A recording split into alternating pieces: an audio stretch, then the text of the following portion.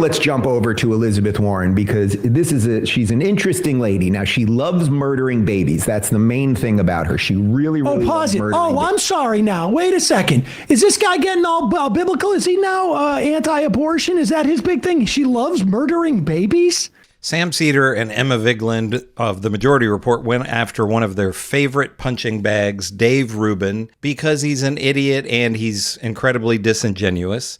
We're going to take a look at clips from the Majority Report, also from Dave Rubin's show. I have my opinions on this that I'm going to share from time to time. Let's check it out together. When Musk essentially shuts down the Consumer Financial Protection Bureau, and this was an agency that got built in the wake of the financial crisis in 2008, because under the Clinton years, the relationship between investment banks and commercial banks was no longer a firewall there. We had Glass-Steagall back from the Depression days. That was basically to protect. I was saying, like, if you guys want to gamble with people's money, you can gamble with people's money, but you cannot use vanilla banking money to gamble with, because that's when it becomes systemically problematic. And one of the things that Elon Musk will gain by destroying the Consumer Financial Protection Bureau is there will not be any cops on the beat to say, hey, wait a second. These services you want to provide through your website are banking services. If you're going to provide banking services, you're going to be subject to the banking regulations that protect the people who use your banking services. Now, he doesn't want that, because that requires having capital requirements. That requires having people make sure that your systems are secure. That requires all sorts of regulation to protect consumers that he's not interested in, because that cuts his costs. Yep. And then you see the flunkies and the idiots and the morons come out to defend him. Here is Dave Rubin sitting at a set wearing a nice suit purchased with probably the millions of dollars he received supposedly unwittingly from Russia. Edward Gregorian. Fake Edward Gregorian. Even Milo Yiannopoulos was laughing about this guy, and also blowing the whistle on the right-wingers who get funded by billionaires to buy views and then fake it till they make it, as he said. But leaving that aside, here's Dave Rubin showing A, that he's just a shill, B, that he is also a moron, and C, he's an incredible, misogynistic pig. It's gross. He has to do this because he's got to compensate. Remember, he lost a huge chunk of his audience when he and his husband had surrogate children. And so he's got to compensate. How can he get back into the bro sphere? The two. You know, it's interesting. These people on the left, they pray to the altar of the state. They love the state. They love the institutions. They love the programs, right? She loves rattling off numbers. We're going to cut this, that, the other thing. It doesn't mean that any of it's working. The irony is the lefties always tell you how horrible America is and how nothing works right and we should be more socialist and everything else. And yet, when we start looking at, okay, like if the general premise is, well, maybe something isn't quite right here, things aren't quite working right, we're going to clean it up. You see how hysterical they get when you go to clean it up. And the reason is they want power. Nobody wants children not to get food, but that doesn't mean that the program Pause it for a second. Food. You know what? It's not so much that nobody wants children to get food, but there's a significant portion of people who are like, I don't care if they get food. That's their problem. Yeah, survival of the fittest. It's not my job to pay taxes to feed other people's children.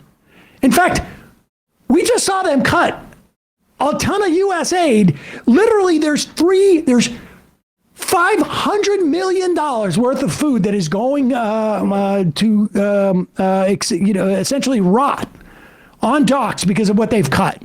So it's not that they're like, well, we're trying to keep children from being fed, but are we withholding $500 million worth of food because we want to prove a point? Yeah. All right. Well, whatever. And it's not even just USAID that, like Sam Seder is talking about, is for children in other countries. They don't want to provide food for kids here in the United States either. They don't want their tax dollars going to that. You know, just go on any type of social media and say that you support free lunches and free breakfast for kids in school. And you're going to see all of the MAGA people, or a huge percentage of MAGA people, come out and talk about how terrible that is. That's what it comes down to. Go ahead. How hysterical they get when you go to clean it up. And the reason is they want power. Nobody wants children not to get food, but that doesn't mean that the programs that are giving food to the kids or after school programs, that any of it's being run properly. Again, we're just looking at the books, as I tweeted out this morning. No, this is a total lie. Yeah. They're not just looking at the books. The inspector general, if they cared about auditing, they wouldn't have fired every inspector general that is working in these agencies. They are 100% not just looking at the books. Right.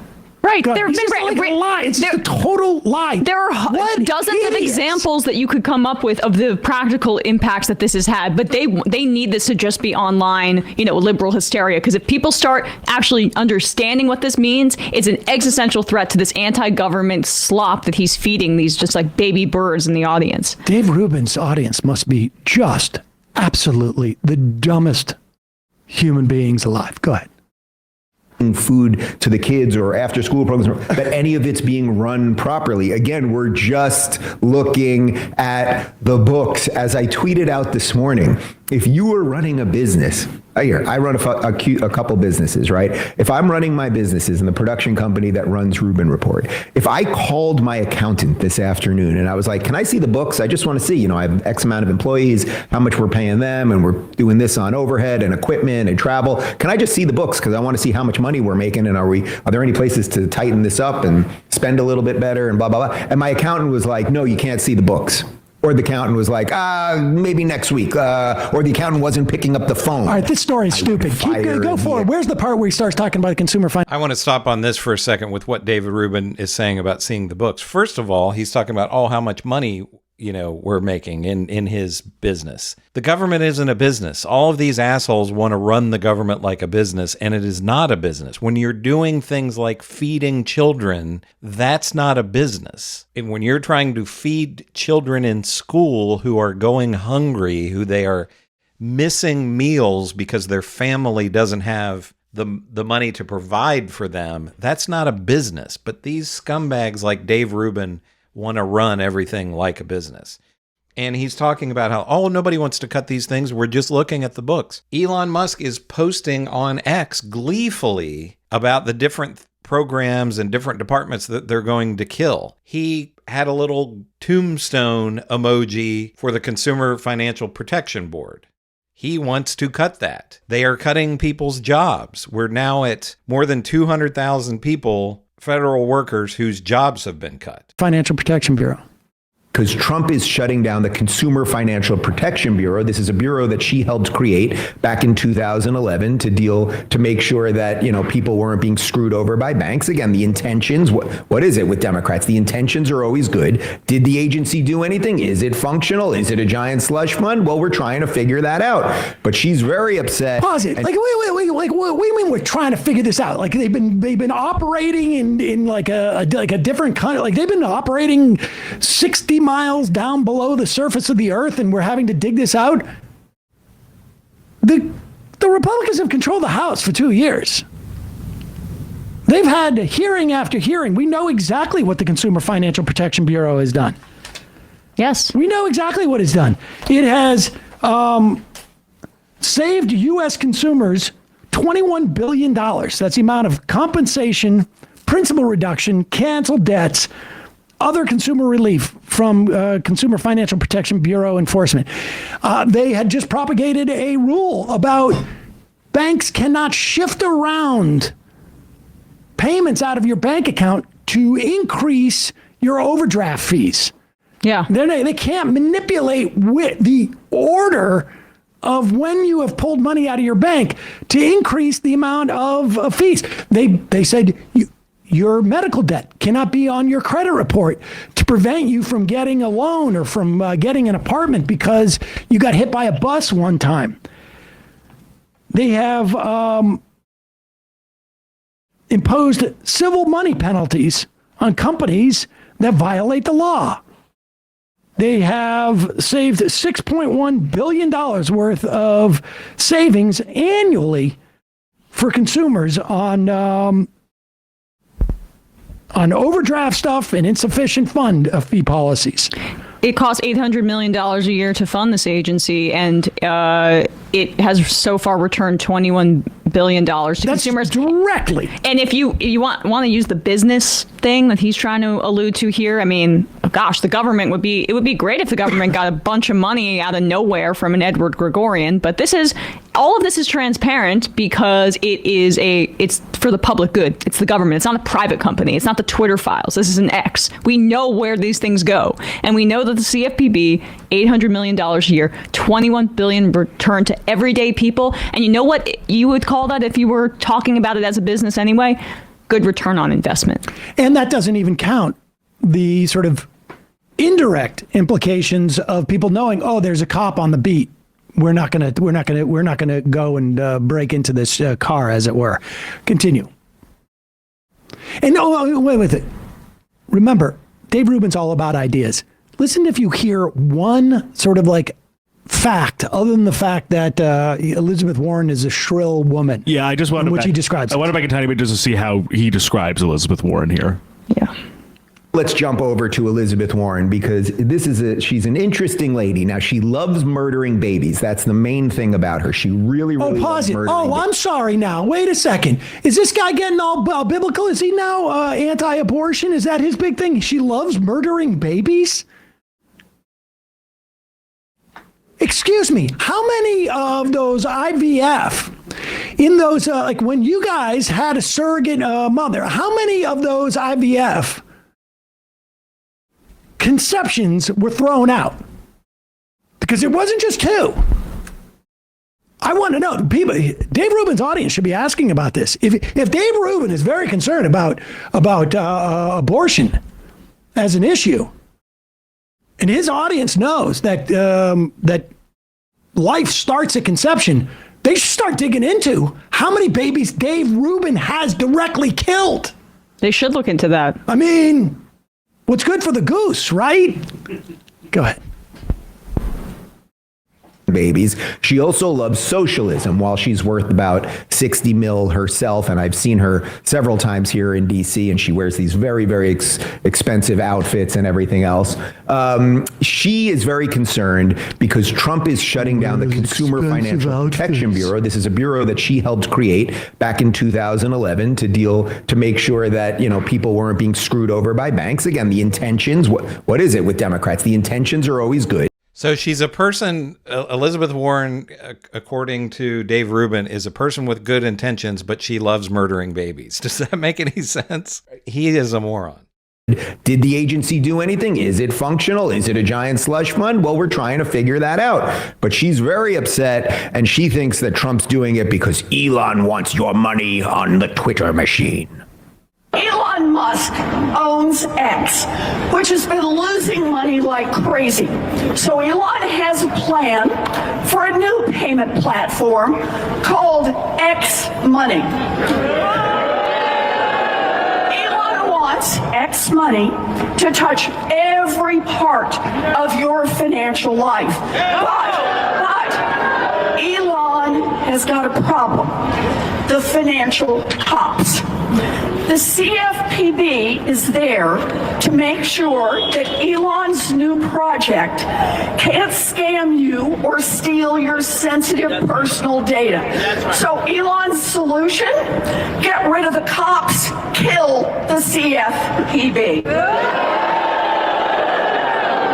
This is like a bank robber trying to fire the cops and turn off the alarms just before he strolls into the lobby.